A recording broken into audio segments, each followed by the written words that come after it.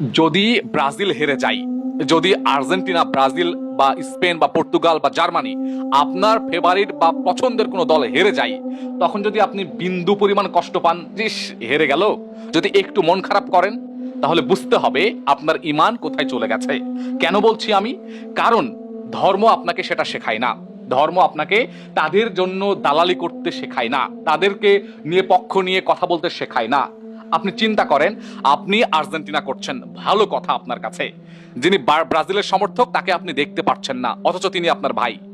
যিনি পর্তুগালের সমর্থক তাকে আপনি দেখতে পাচ্ছেন না, অথচ তিনি আপনার ভাই। কেন এমনটা হয়ে গেল?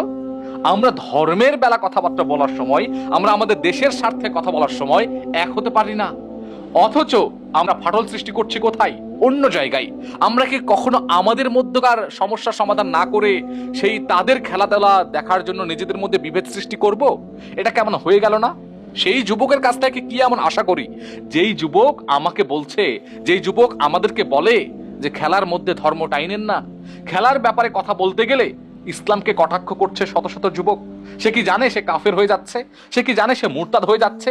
সে কি জানে সে ধর্ম থেকে বের হয়ে নাস্তিক হয়ে যাচ্ছে? আপনি কেন বলতে পারেন, কোন অধিকারে বলতে পারেন যে খেলার জায়গায় ধর্ম টানবেন না? ধর্ম আপনাকে সব শেখায়। ধর্মে এমন কোনো কিছু কি বাদ রয়েছে যেগুলো আপনাকে শেখায় না? ইসলাম শুধুমাত্র একটা ধর্ম নয়, এটা আপনাকে মনে রাখতে হবে। ইসলাম একটি পূর্ণাঙ্গ জীবন ব্যবস্থা, এটা আপনাকে স্মরণ রাখতে হবে। সেই অনুযায়ী আপনাকে চলতে হবে, ফিরতে হবে। আপনি আপনার জায়গায় পরিবর্তন হবেন না, দিন শেষে আপনি অমুকের অমুকের ভুল ধরে বেড়াবেন। এটা কি আসলে অন্যায় নয়? এটা কি সত্যি সত্যি আপনার আমার জন্য ধিক্কার নয়? আমি আপনাকেই বলছি প্রিয় ভাই, কাদের জন্য মন খারাপ করছেন? কাদের খেলা দেখার জন্য গভীর রাত পর্যন্ত জেগে থাকছেন? কাদের জন্য? যারা আপনাকে চেনে না, যারা আপনার জাতিকে অসম্মান করেছে, যারা আপনাকে অপমান করেছে, তাদের জন্য?